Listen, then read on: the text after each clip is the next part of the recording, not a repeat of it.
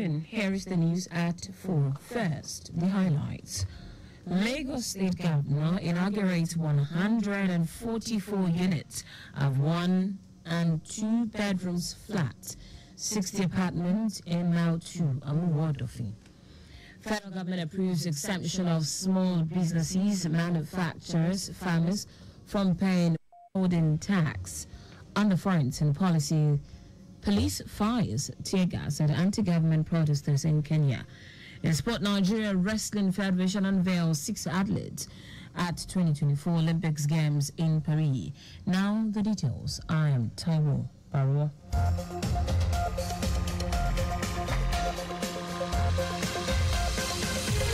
Lagos State Governor Babajide Sanwo-Olu has inaugurated 204 housing units to provide affordable shelter for various states in strata, in Amuwodofi. Speaking at the ceremony, Sanwo-Olu, who said the project is a symbol of hope and progress, noted that the mixed housing unit will promote social inclusion, economic integration, and reduce housing deficit in the state. He stressed that bridging the gap in housing deficit will help in transforming Lagos into a resilient, livable, and 21st century economy. Governor Sanwo-Olu called for more public-private partnership, commended the Ministry of Housing, LSDPC, and Lagos Building Investment Company, LBIC, for healthy rivalry in providing housing solutions to residents. Let me reiterate that government alone cannot solve this housing challenge in Lagos. But we'll keep exploring innovative solutions, we'll keep forming real, genuine partnership, but we'll keep investing in sustainable development to ensure that, as possible, as humanly possible, every Lagosian that is deserving have access to decent and affordable housing. On his part, Managing Director, Chief Executive Officer, LBIC, Olushola Falaye, said the initiative displays Governor Sanwo-Olu's unwavering commitment towards providing affordable housing scheme. Falaye explained that the LBIC Rising Lagos Apartment occupies 60 flats, while the WGC and LBIC Greater Lagos Flat houses 144 apartments, including a studio. Lagos State Government says no fewer than 145 subscribers have been refunded of their full deposit for various categories of homes in Igondo mixed housing estate following their indication of lack of further interest in the housing scheme. Permanent Secretary, Lagos State Ministry of Housing, Bolahan Toriola, said this while fielding questions on the allocation of the newly inaugurated 270 home unit cluster, one of the Eagle housing scheme. Toriola pointed out that the delivery of the housing estate was cumbered by various factors ranging from administrative issues to large-scale vandalization of the estate by hoodlums. While lauding the practice, patience and understanding of the early subscribers of the estate who waited for the estate to be completed, Toriola said the state government has since refunded 145 former subscribers who applied for repayment with genuine evidence of payment since the administration of Governor Akinwumi Ambode till date. Toriola appealed to subscribers who had applied for refund but have not been paid, urging them to come to the Ministry of Housing with all necessary original document, while subscribers with claims of loss of original receipt or document should provide police report and declaration of loss of document or receipt. He assured all genuine subscribers that the delivery of the Eagle housing scheme is still ongoing, noting that there are still 76 homes of various categories to be completed before the end of the first quarter of 2025. Toriola also reiterated the utmost commitment of the state government to its continuous provision of homes to citizens in all the administrative divisions of the state.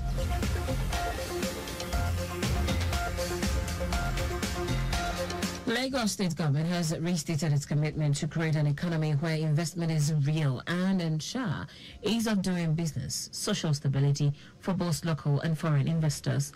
Commissioner for Commerce, Cooperatives, Trade and Investment, Folashade Ambrose Medebem, stated this during a press briefing on the year 2024 annual celebration of the International Day of Cooperatives in Lagos State, was the theme, Cooperatives, Building a Better Future for All.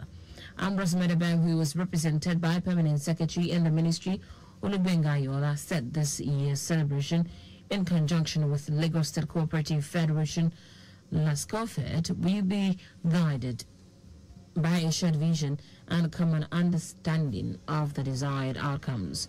He also said government seeks to create an enabling environment in which cooperatives movement, which are about 484 from 2023 till date, can participate on equal footing with other forms of enterprises and develop an effective partnership to achieve their respective goals. Women from Lagos, and that means the things inspired by a voter to economic development in the whole of the nation. We want to become a destination where people can come and sort out resources in terms of skills that are acquired. These are some of the economic drivers that we see and will continue to push in the next couple of years so that the city can continue to remain resilient, forward-looking, and a safe home to all and sundry, also for international markets and audience. As a ministry, we have continued to push these drivers. President of Lagos State Cooperative Federation, Oladipupo Shobole, said the cooperative societies have been playing effective and important roles in the state by supporting government in eradicating hunger in the society. The 2024 International Day of Cooperatives event will be celebrated with a week-long event, which will end on Sunday, 7th July 2024. And now to the rest of the stories. The federal government has approved the exemption of small businesses, manufacturers and farmers from paying withholding tax as a way of reducing the tax burden on businesses. It also introduced key changes to the previous tax regime, such as reduction of rates for businesses with low margins and measures to curb evasion. Chairman of the Presidential Committee on Fiscal Policy and Tax Reforms, Taiwo Baruwa, said the new withholding tax regime for the country with official gazette is expected to be signed in the coming days. According to him, the erstwhile withholding tax system introduced in 1978 had challenges such as the ambiguity necessitated by the increase in transaction that is covered, thereby increasing the list of multiple taxes, inequity, straining the working capital of businesses with low margins. The Nigerian Meteorological Agency (NIMET) has launched a global learning management system integrated with Microsoft Teams, according to the Director General and Chief Executive Officer of the agency, Charles Anosike. The platform will enhance its global opportunities as well as create a window of collaboration with other reputable organizations. Anosike said the platform is aimed at significantly boosting capacity development among its personnel as well as driving online interactive training arms of the agency. He said the integration of Microsoft Teams with the learning management system will provide its personnel and learning institute with a seamless and robust platform for collaborative training and development. In foreign news, Kenyan police have fired tear gas in the capital, Nairobi, to disperse anti-government protest. In the city center, many businesses have remained closed. Demonstrators have also taken to the streets of other cities, including Mombasa and Kisumu. Human rights groups say since the reports of protest against the controversial finance bill began 2 weeks ago, 39 people have been killed by security forces.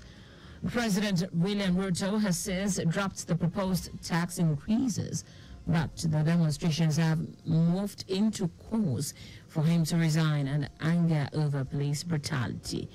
Cars can be seen burning amid chaotic scenes in Mombasa as protesters clash with police.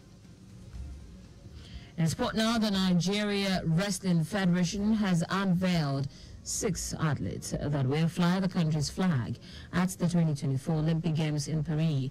The team, which comprises 5 female wrestlers, 1 male freestyle wrestler, and 3 coaches, was presented in a colorful ceremony at the Dynamite Wrestling Gym in Yenagua, Bayelsa State. The athletes and officials are expected to depart Nigeria for Spain on 3rd of July for a pre-Olympic tournament in Madrid before settling in Germany for their last campaign ahead of the Games proper. That's it on the news at 4, but just before we go, speed thrills but kills. Please do not drive beyond specified speed limit. You can follow us on like all our various social media platforms: X, Traffic Radio 961, Facebook, Lagos Traffic Radio 961, Instagram, Lagos Traffic Radio 961. Subscribe and watch our news and programs live on YouTube at Traffic Radio 961. You can also visit our website at trafficradio961.ng. Did you know that the Sanwo-Olu administration injected 100 high-medium capacity buses for standard routes? You can get more details on the Lagos State Government website. To end the news, here are the highlights of the major stories. Lagos State Governor Babajide Sanwo-Olu has inaugurated 204 housing units to provide an affordable shelter for various strata in Amuwodofi. The federal government has approved the exemption of small businesses, manufacturers, and farmers for paying withholding tax as a way of reducing the tax burden on businesses. We also told you that Kenyan police have fired tear gas in the capital, Nairobi, to disperse anti-government protest. And finally, sport, Nigeria Wrestling Federation has unveiled 6 athletes that will fly the country's flag at the 2024 Olympic Games in Paris. For contact with the newsroom, send a message to info@trafficradio961.ng. That ends the news broadcast compiled by Zainab Adebishi. I'm Taiwo Baruwa. Thank you for listening. Good afternoon.